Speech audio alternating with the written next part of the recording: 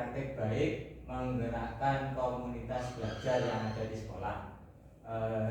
Rancangan pembelajaran PJUK berbasis proyek dan sport edukasi model kompetisi bola voli atau rencana pengadaan kelas meeting di SMP Maarif Pandaan. Latar belakang sport edukasi model atau disebut SEM menekankan pentingnya berbagi peran dalam sebuah penyelenggaraan pertandingan. Siswa dapat memainkan peran sebagai pelatih, pemain, wasit, pencatat pertandingan, panitia pertandingan, supporter, bahkan sampai pada peran menjadi penjual atau pedagang. Dalam proses pembelajaran ini, murid diharapkan pada situasi yang mencerminkan kehidupan nyata di dunia olahraga. Selain itu, SEM mengajarkan siswa untuk berkolaborasi, bertanggung jawab secara individu atau kelompok. Rencana kegiatan SEM. SEM akan dilaksanakan kompetisi bola voli di SMP Maarif Pandaan dari hasil diskusi kelompok belajar, identifikasi aset di sekolah yang bisa dimanfaatkan untuk kompetisi tersebut meliputi bola voli dan lapangan serta alat pendukung lainnya.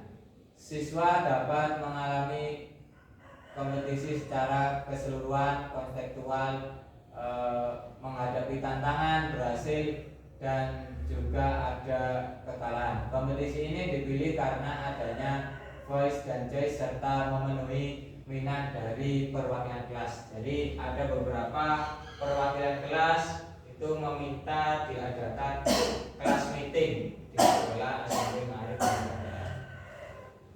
Tujuan proyek: 1. Meningkatkan pembelajaran melalui pengalaman nyata dan situasional, meningkatkan kesehatan dan kebugaran.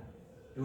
Terwujudnya siswa yang berakhlakul karimah, bugar, sehat, gemilang, dan berprestasi. Pemahaman siswa tentang olahraga dapat membantu mereka mengembangkan keterampilan, pengetahuan, serta nilai-nilai sosial atau mengikuti profil pelajar Pancasila melalui pengalaman nyata, melalui permainan yang diminati sesuai perannya masing-masing. Yang 3. Meningkatkan motivasi dan keterlibatan siswa dalam pembelajaran. Penerapan belajar aktif di mana siswa terlibat secara langsung dalam kegiatan belajar. Capaian, langkah-langkah dan hasil yang diharapkan untuk tiap tujuan. Tujuan: 1. Pemahaman tentang aturan pertandingan. 2. Pengembangan keterampilan. Yang ketiga, kepemimpinan yang bertanggung jawab. 4. Kerjasama tim, karena olahraga bola voli itu merupakan kerjasama tim, bukan olahraga individu. Yang kelima, menumbuhkan sikap percaya diri dan kreativitas. Kemudian langkah-langkah pemilihan peran dalam kegiatan. Jadi di sini setiap siswa nanti ditentukan perannya. Ada yang menjadi panitia, ada yang menjadi wasit, ada yang menjadi pelatih. Jadi semuanya itu dilibatkan peran aktif siswa. Seorang guru dan guru mempelajarinya hanya sebatas menjadi fasilitator. Kemudian langkah yang kedua ada technical meeting. Yang ketiga latihan pertandingan antar tim. Jadi di sini ada uji coba pertandingan, latihan antar tim atau antar kelas. Kemudian pemilihan peran dalam tahap afiliasi, kolaborasi antar teman. Kemudian peran siswa menjadi panitia, juri, wasit, peserta, jurnalis, pelatih, supporter, reporter, komentator, dan di awal tadi juga disebutkan ada juga yang bertugas sebagai mungkin ada penjual keliling, kemudian ada yang mungkin menjadi pemain tambahan. Kemudian lini masanya waktu akan dilaksanakan di semester ganjil di akhir setelah ujian. Perkiraan bulan Desember 2024. Struktur program dalam rekan sejawat dalam komunitas belajar yang ada di sekolah. Struktur program yaitu program ini merupakan program co-kurikuler. Siswa yang terlibat dari kelas 7, 8, dan 9. Waktu kegiatan akhir semester ganjil bulan Desember setelah ujian, nanti kemungkinan ada pertandingan kelas meeting nanti yang akan melibatkan seluruh siswa. Kemudian mitra dalam kombel, kepala sekolah sebagai penanggung jawab, guru sebagai fasilitator, serta komunitas praktisi. Jadi di sini guru ditempatkan sebagai fasilitator, peserta didik sebagai panitia, dan peserta wali kelas sebagai koordinator tim, atau bisa disebut mungkin manajer timnya itu dari wali kelas. Kemudian mitra sponsor dari orang tua atau perusahaan yang bisa bekerja sama dengan sekolah. Kapasitas yang dimiliki sekolah: 1. SDM, itu melibatkan terkait dari kepala sekolah, guru, tenaga kependidikan yang jumlahnya sekitar 49 orang. Kemudian siswa yang berjumlah sekitar 700 lebih siswa. Setiap kelas mengirimkan perwakilan untuk menjadi panitia, peserta, pelatih, dan yang lainnya. 3. Sekolah memiliki lapangan bola voli.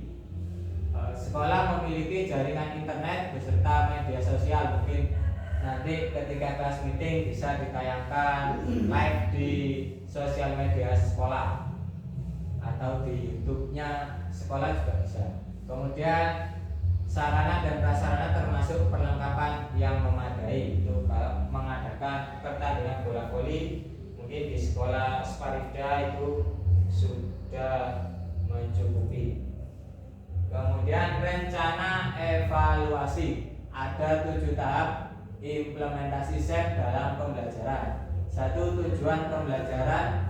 2. Umpan balik. 3. Mengumpulkan pendapat melalui refleksi. Kemudian refleksi guru mulai dari perencanaan, pelaksanaan, dan pengolahan terkait SEM itu sendiri. Yang kelima, evaluasi kinerja tim. Jadi mulai dari kinerja panitia, kinerja wasit dan juri, dan kinerja pemain. Kemudian 6. Evaluasi penerapan konsep fair play atau sportivitas dalam pertandingan. Kemudian evaluasi manajemen kelas. Tantangan yang nanti akan dihadapi yaitu faktor alam atau cuaca. Jadi di sekolah itu ada lapangan outdoor. Jadi ketika ada cuaca mungkin hujan yang bisa menghalangi, nanti akan di break dulu sampai mungkin kalau memang bisa dilanjutkan ketika terang ya mungkin nanti dilanjutkan. Kalau tidak bisa nanti bisa di esok harinya. Kemudian pengelolaan waktu, jadwal yang padat, keterbatasan waktu dapat mempengaruhi penyelenggaraan. Motivasi dan dukungan orang tua, jadi kesulitan dalam manajemen, kurangnya keterlibatan orang tua atau dukungan yang ini. Mungkin ada beberapa orang tua yang mungkin terburu-buru karena ingin liburan, jadi mungkin anaknya mungkin izin entah keluar kota atau kemana, jadi kurang dukungan dari orang tua. Kemudian solusinya di sini penjalan yang efisien menggunakan pendekatan personal serta pemberian motivasi. Jadi di sini penyelenggaraan kelas meeting yaitu diberikan motivasi, mungkin nanti yang juara ada pemberian hadiah, kemudian nanti ada juga supporter terbaik atau pemain terbaik dan yang lain. Kemudian yang ketiga, mengadakan pertemuan dengan orang tua, membuat komunitas untuk menyelesaikan konflik serta memberikan umpan balik. Nah, demikian presentasi dari saya. Saya ucapkan terima kasih. Mungkin ada yang mau ditanyakan atau ada masukan dan saran. Kalau saya boleh nambahkan, mungkin ada yang belum dijelaskan. Dari beberapa rancangan yang sudah jenengan buat, itu ada beberapa yang belum saya pahami tentang masalah dukungan dari beberapa orang tua. Mungkin salah satunya kesibukan orang tua di rumah. Ketika waktu anak ini memang hobinya itu di bola voli, ternyata mulai dari contoh aja sepatu kurang mendukung, atau dari sarana perlengkapan yang harus dia gunakan itu kan tidak ada. Nah, solusinya kalau misalkan seperti itu, kita sebagai wali kelas atau guru yang mengajar di situ, apa salah satunya. Terus yang kedua yang perlu saya tanyakan, ketika ada beberapa struktur dalam pembentukan kelas meeting, ada salah satu kelas yang tidak mengikuti. Nah, itu solusinya. Jadi mungkin dari pertanyaan yang disampaikan itu solusi yang pertama, kita kan di sini melibatkan orang tua dan mungkin ada juga mungkin perusahaan yang bisa support. Nah, kalau memang atlet itu bagus, ya mungkin bisa kita support, mungkin ada hadiahnya, mungkin sponsor dari perusahaan atau dari wali murid untuk memberikan sepatu. Tapi kalau mungkin pemainnya hanya pemain yang biasa-biasa saja, mungkin yang pakai sepatu yang biasa-biasa saja juga.